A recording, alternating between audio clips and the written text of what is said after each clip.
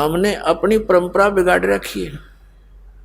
अब जैसे दास के यहाँ बच्चों का विवाह करते हैं सिंपल वे से, जैसे कपड़े पहन रखे हैं जिटीज, और रोटी भी यहाँ भगवान के भंडार में खाओ और बच्चों का ब्याह करो और जाओ। और जैसे घर पे भी करते हैं तो भी इसी तरह हमने ड्रामाबाजी नहीं करनी। परमात्मा ने ब्याह बच्चों का कर रखा होता है। अब हम ज्यादा दुखी इन बातों से हैं कि जिसका 3 बेटी होगी, अब उसको पता है कि समाज में किस तरह विवाह किया जाते हैं, तो उसका जीना हराम हो जाता माँ बाप का।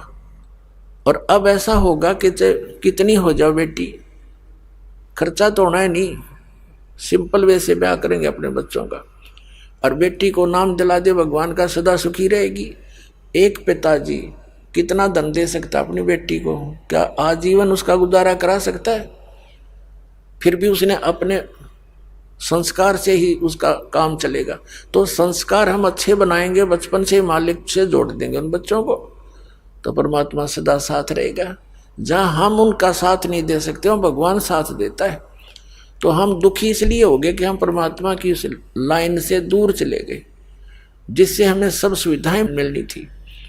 अब पहले तो जैसे पुनकर्मी प्राणी थे सतयुग त्रेता द्वापर में, उनके पूर्वजन्म की बैटरी इतनी चार्ज होती थी, वो कुछ भी साधना कर रहे होते थे और चाहे ना कर रहे होते थे, सारे सुखी नजर आते थे।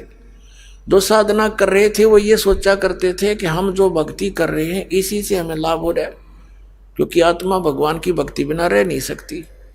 और जो नहीं कर रहे थे वो उनका गिनती नहीं। लेकिन पहले ऐसे कोई व्यक्ति नहीं थे जो परमात्मा की भक्ति ना करते हो, साधना चाहे वो कुछ भी कर रहे होते। अब भी विश्व में 70-80% व्यक्ति हैं जो भगवान में आस्था रखते हैं। थोड़े बहुत जैसे चीन और रूस जैसे लोग हैं ये नास्तिक हो गए हैं, ये भी इन नकली गुरुओं के कारण ही हुए हैं।